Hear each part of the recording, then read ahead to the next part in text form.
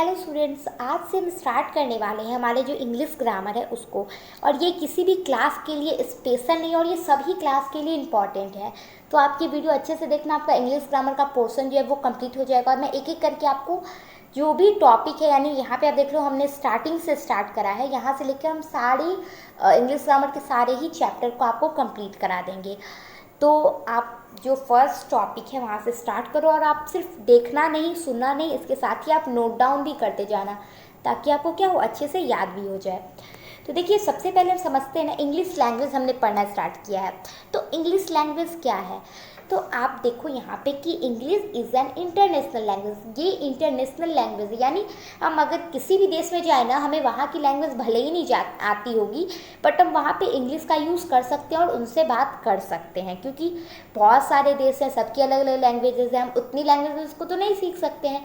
तो हम लोग क्या करते हैं, इंग्लिश सीख लेते हैं, जिस वजह से हम क्या करें, कहीं से भी किसी से भी बात कर सकते हैं। तो इंग्लिश क्या है, इंटरनेशनल लैंग्वेज है और जो पूरे विश्व में, पूरे दुनिया भर में बोला जाता है। तो बहुत सिंपल था। और इसमें देखो, आपको याद नहीं करना पड़ेगा कुछ भी, बस समझना है।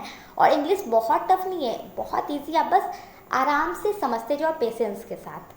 आप यहाँ पे देखो कि हिंदी भी मैंने लिख दिया, अगर आपको प्रॉब्लम होगा। और यहाँ पे आपका हिंदी ग्रामर वाला पोर्शन भी कंप्लीट हो जाएगा कि अंग्रेजी एक अंतर्राष्ट्रीय भाषा है यहाँ पे जो की होगा, ठीक है, जो कि दुनिया भर में बोली जाती है। और इसको ना हम लिंक लैंग्वेज भी कहते हैं। लिंक आपने देखा होगा, आप जब यूट्यूब चलाते होते हैं ना कि मैम इसका लिंक डाल दो, पीडीएफ का लिंक डाल दो। तो लिंक मतलब क्या होता है, जहाँ से एक से आपको दूसरा वाला अटैच करता हो, ठीक है। तो यहाँ पे आप देखो कि इंग्लिश जो है वो हम एक देश से दूसरे देश में अगर बात करते तो इंग्लिश के जरिए बात करें तो वो वहाँ पे लिंक करता है हमें, तो इसलिए हम इसको लिंक लैंग्वेज भी कहते हैं, ठीक है। तो हमारा इंग्लिश लैंग्वेज कंप्लीट हो गया। क्योंकि अगर आप इंग्लिश पढ़ रहे हो, किसी को भी बोलोगे कि मैं इंग्लिश स्टार्ट की हूँ पढ़ना, तो कोई भी पूछेगा ना कि भाई इंग्लिश क्या होता है, इंग्लिश लैंग्वेज क्या है, बताओ। फर्स्ट क्वेश्चन उनका यही आएगा, तो ये आप अच्छे से याद कर लेना। फिर सेकंड क्या है कि व्हाट इज़ ग्रामर, क्योंकि ग्रामर के बिना आप इंग्लिश नहीं समझ सकते हो। तो ग्रामर आप यहाँ पे देखो कि system of rules and principle for speaking and writing a language is called grammar. यानी जो एक सिस्टम है, नियम है किस चीज़ का, तो इंग्लिश बोलने का और लिखने का।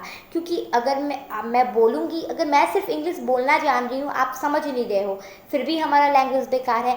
अगर मैं सिर्फ लिखना जान रही हूँ लेकिन आप उसको पढ़ नहीं पाओगे, फिर भी लैंग्वेज का वो काम नहीं करेगा। तो यहाँ पे बोलने के साथ साथ लिखना भी आना चाहिए और दूसरी बात कि सामने वाले को समझ में भी आना चाहिए, ठीक है। तो ये ग्रामर हो जाएगा जहाँ पे हम ठीक ढंग से लिखते हैं। जैसे हमने पढ़ा था बचपन में कि जहाँ पे हम शुद्ध शुद्ध लिखना, पढ़ना एवं बोलना जानते हैं उसे व्याकरण कहते हैं। तो वही है, लेकिन यहाँ पे मैंने क्या किया, वर्ड को चेंज किया, क्योंकि वो बहुत ही मतलब सबको पता होता है, नॉर्मली सा वो ये है, डेफिनेशन है। तो यहाँ पे आप ये याद कर लेना, अच्छा लगेगा। बोलने के नियमों और सिद्धांतों की एक प्रणाली को भाषा, एक मिनट, हिंदी क्या है कि बोलने के लिए नियमों और सिद्धांतों के लिए एक प्रणाली जिसमें भाषा लिखना एवं बोलना सीखते हैं, व्याकरण कहलाता है। हिंदी में थोड़ा सा मिस्टेक है, क्योंकि ये एक्चुअली ट्रांसलेशन, ये ऐप के कारण हो गया है मिस्टेक। कोई बात नहीं, आप इंग्लिश समझो और बात को समझो, ठीक है। नेक्स्ट हमारा लेटर क्या है, ठीक है। तो लेटर क्या है कि letter is the smallest unit of any word, sentence, paragraph, ETC. यानी अगर देखो मैं कुछ भी बोल रही हूँ ना, जैसे मैं अभी बोलूँ मैं, ठीक है, जैसे यहाँ पे आप देखो मैंने कहा क्या, राम, तो RAM, तो इसका सबसे छोटा ये यूनिट क्या है, जैसे राम को R+A+M, तो सबसे छोटा R हो गया, तो यही लेटर कहलाएगा। अगर हम you are a good girl की बात करें तो यू का जो Y है वो क्या आ जाएगा, लेटर आ जाएगा। दिल्ली का जो D है, और ऐसा नहीं कि सिर्फ फर्स्ट वाला ही आएगा, यानी कुछ भी E हो गया, L हो गया, यानी जो भी स्मॉलेस्ट यूनिट है वो लेटर कहलाएगी। हिंदी में कि अक्षर किसी शब्द, वाक्य, पैराग्राफ आदि की सबसे छोटी इकाई को कहते हैं। तो आपको समझ में आ गया कि क्या है लेटर। आप ये सब डेफिनेशन अच्छे से याद भी कर लेना।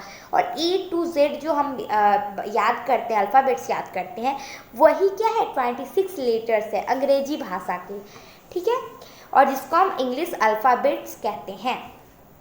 तो ये भी आपका कंप्लीट हो गया। अब हम बात करते हैं ना कि टाइप ऑफ लेटर्स, क्योंकि लेटर के भी क्या 26 तो है, लेकिन इसके टाइप है। जैसे आपने पढ़ा होगा वॉवेल एंड कॉन्सोनेंट, अगर नहीं पढ़ा तो अभी पढ़ लीजिए कि वॉवेल क्या होता है।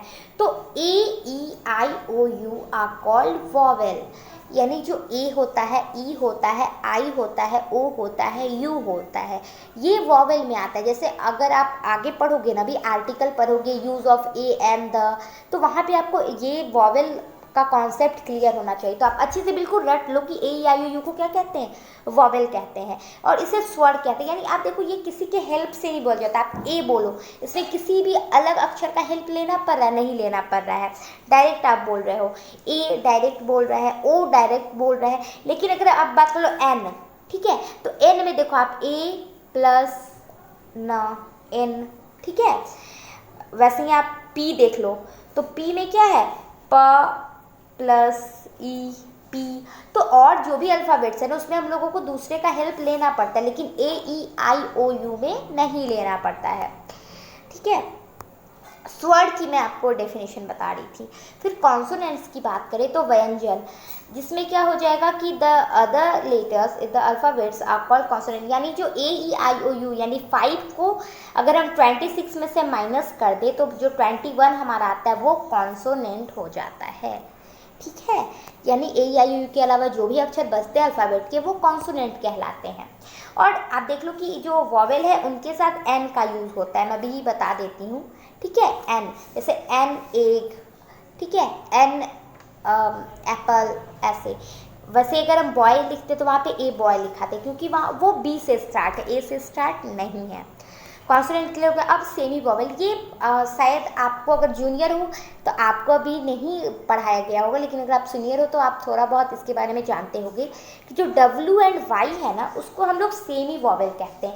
सेमी मतलब क्या होता है, हाफ हाफ, जैसे देखते हैं ना फाइनल से पहले सेमी फाइनल होता है, तो वैसे ही W and Y are called semi vowel. जब ये स्टार्टिंग में होता है, यानी when they are in the beginning of a word they are called vowel, and when they are not and beginning of word they are called consonant. यानी जब वो starting में होता है तो उसको हम वॉवेल की तरह देखते हैं, जब लास्ट में होता है तो कॉन्सोनेंट की तरह देखते हैं। बस यही सिंपल सा है, आपको समझ में आ गया होगा, तो ये भी क्लियर हो गया। फिर है वर्ड, यानी वर्ड क्या है, व्हाट इज वर्ड। तो आप देखो कि a group of letters which have a complete sense is called word. जैसे आप सोचोगे कि group of letter is called word, इतना भी लिखवा सकती थी, तो फिर मैंने which have a complete sense क्यों लगाया, क्योंकि आप एक चीज़ को समझो कि अगर मैं कुछ बोलूँ, ठीक है, यहाँ पे है, अगर मैं आपको PYCO बोलूँ, कुछ समझ में आ रहा है, नहीं आ रहा है। YOB बोलो, कुछ समझ में आ रहा है। PALPE OKOB, कुछ नहीं है ना, लेकिन COPY यानी कॉपी, बॉय, एप्पल, बुक, ये समझ में आ रहा है। तो आपको ग्रुप ऑफ लेटर्स तो होने चाहिए, लेकिन उसका एक कंप्लीट सेंस भी होना चाहिए। क्योंकि आपको ये बताओ, PYCO जो होता है, इसका कोई भी आपको हिंदी पता है, नहीं पता है। ये जो पैल्पे है, इसका पता है, PLP का नहीं पता है, लेकिन एप्पल का पता है, बॉय का पता है, कॉपी का पता है, एंड बुक का पता है। तो ये हमारे वर्ड में आएंगे और ये बिल्कुल नहीं आएंगे, ठीक है। ये मैंने समझाने के लिए आपको लिखा है, ये आएंगे। तो वर्ड समझ में आ गया। अब हम सेंटेंस की बात करते हैं। तो सेंटेंस क्या हो जाएगा कि group of word which have a complete sense is called sentence. यानी जैसे लेटर हमने पढ़ा कि वो लेटर्स के जो एक ग्रुप है उसको वर्ड कहेंगे, वैसे ही वर्ड के ग्रुप को क्या कहेंगे, सेंटेंस कहेंगे, और इसका भी अर्थ होना चाहिए। जैसे आप बोलो कि he reads a story book, वो कहानियों का किताब पढ़ रहा है, तो समझ में आया। अगर मैं आपको बोल दूँ story book he the reads, कुछ इसका सेंस बन रहा है, बिल्कुल नहीं बन रहा है। तो ये किस में आ जाएगा, तो सेंटेंस में नहीं आएगा, लेकिन ये सेंटेंस में आ जाएगा। हमारी ये सही है और ये गलत है। वैसे अगर I teach my younger sister, मैं अपनी छोटी बहन को पढ़ाती हूँ, तो ये क्या है, कंप्लीट सेंस दे रहा है। लेकिन अगर हम बात करें कि younger I teach sister my, कुछ समझ में आया, बिल्कुल नहीं समझ में आया। अगर हिंदी में भी अगर हम बोले कि चल मैं आता कब, कुछ आपको समझ में आया, नहीं आया। लेकिन मैं आपको बोलूँगी कि मैं अब चलती हूँ, समझ में आया। मैं अब खा रही हूँ, पढ़ रही हूँ, खेल रही हूँ, कुछ भी कर रही हूँ, तो जो मैं बोल रही हूँ जिसका आपको सेंस समझ में आ रहा है, दैट इज कॉल्ड सेंटेंस। अगर मैं बोल रही हूँ आपको नहीं समझ में आ रहा है, तो वो सेंटेंस बिल्कुल नहीं कहलाएगा, सिर्फ ग्रुप होने से नहीं होगा। चलिए अब हम पैराग्राफ की बात करते हैं। आप देख लो ये एक सीरीज़ की तरह है पैराग्राफ। जैसे पहले हम लेटर है, फिर से क्या है कि ये लास्ट ही है, पहले आप ये देख लो। पैराग्राफ क्या है कि the group of correct sentence is called paragraph, यानी जो करेक्ट सेंटेंस होते हैं उनके ग्रुप को हम पैराग्राफ कहते हैं। तो यहाँ पे मैंने एक पैराग्राफ ऐसे ही लिख दिया, तो इसमें मैंने एक जीके ही डाल दिया, जिससे क्या हो मतलब आपका जनरल नॉलेज भी बना रहेगा कि the quick brown fox jumps over the lazy dog. ये एक ऐसा सेंटेंस है ना, आप देख लो, ये सेंटेंस आप याद कर सकते हो, ठीक है, कि the quick brown fox jumps over the lazy dog. ये ऐसा सेंटेंस है जिसमें A to Z यानी 26 अल्फ़ाबेट का यूज़ होता है। आप देख लो ए। तो यहाँ पे मैंने एक पैराग्राफ लिख दिया जिससे आपको समझ में आ जाएगा।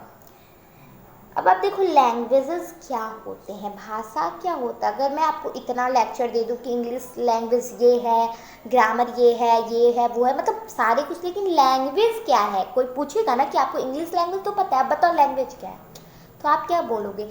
तो आप देखो कि the system of sound and writing that human beings use to express their thoughts, ideas and feeling। यानी अगर आप देखो आपके माइंड में जो आइडिया आ रहा है, यानी जो आपके विचार आ रहे हैं, थॉट्स आ रहे हैं, जो आप फील कर रहे हो, वो सब हम बताते हैं। तो कैसे बताते हैं, या तो हम बोल के बताएंगे, या तो लिख के बताएंगे, या तो इशारे में बताएंगे। तो कैसे भी अगर हम अपनी बात आपको बता रहे हैं ना, जैसे मैं भी आपको वीडियो बना रही हूँ, आप सुन रहे हो, तो मेरी बात क्या है आप तक जा रही है, आप अपने जूनियर को पढ़ाओगे, अपने घर में भाई बहन को पढ़ाओगे, तो फिर क्या है, मेरी बात आप तक गई, फिर उनकी बात उन तक जाएगी, फिर इस तरीके से ये क्या है आगे बढ़ते जाएगा। तो ये भाषा है। अगर मैं आपको अभी मैं चाइनीज़ में बोलने लगूँ, आपको समझ में आएगा? बिल्कुल नहीं आएगा, क्योंकि वो हमारी भाषा नहीं है और आपकी भाषा नहीं है। तो इसलिए क्या है कि भाषा वो होता है जो जहाँ पे मैं बोलूँगी और आप समझ में आ रहा है आपको, तो वो भाषा कहलाएगा। यहाँ पे आप देखो डेफिनेशन दिया गया है, जैसे लैंग्वेज क्या हो गया, हिंदी, इंग्लिश, तेलुगु, फ्रेंच, ये सब लैंग्वेजेस हैं, हम लोगों को पता है। और इसमें देखो आज मैंने कुछ भी टफ नहीं बताया है, बहुत ही ईजी है। और हाँ, उस वक्त मैं एक चीज़ ये बताना आपको भूल गई थी। यहाँ पे आप देख लो कि जैसे मैंने आपको बताया था ना एक सीरीज चलता है, यहाँ पे हम इसे थोड़ा सा ये कर लेते हैं। हाँ, जैसे सबसे पहले क्या आता है कि लेटर आता है, ठीक है, इसके ग्रुप को हम लोग क्या कहेंगे, तो वर्ड बोलेंगे। उसके बाद क्या आता है, सेंटेंस आता है, यानी वर्ड के ग्रुप को सेंटेंस बोलेंगे। सेंटेंस के बाद क्या आएगा, पैराग्राफ आएगा, और पैराग्राफ के बाद क्या आएगा, तो लैंग्वेज आएगा। ये एक सीरीज की तरह है, ठीक है, पहले लेटर, फिर वर्ड, फिर सेंटेंस, फिर पैराग्राफ एंड फिर लैंग्वेजेस। तो ये आप याद कर लो लाइन बाय लाइन करके। सबसे पहले लेटर कंप्लीट करना है, फिर वर्ड कंप्लीट, फिर सेंटेंस, पैराग्राफ एंड लैंग्वेज। 5 तो डेफिनेशन आप अच्छे से कंप्लीट कर लो, फिर कल हम आगे पढ़ेंगे। स्टार्टिंग अगर हम इंग्लिश ग्रामर की करते हैं ना, तो यहीं से शुरू होता है। तो ये सारा आप कॉपी में नोट डाउन करोगे, और क्या करोगे, जो भी प्रॉब्लम आएगा वो आप हमें कमेंट में बताओगे कि ये चीज़ें नहीं समझ में आई, तो मैं आपको फिर से उसको क्या करूँगी, अच्छे से समझाने की कोशिश करूँगी। और आज से आप चैनल सब्सक्राइब कर लो बिल्कुल, क्योंकि ये सारा ही आज से जो फर्स्ट वीडियो है, उसके बाद मैं आपको पूरा इंग्लिश ग्रामर कंप्लीट करा के ही इस सीरीज़ को बंद करने वाली हूँ। तो आप ये अच्छे से कंप्लीट कर लेना और पढ़ते रहिए। Bye bye, take care.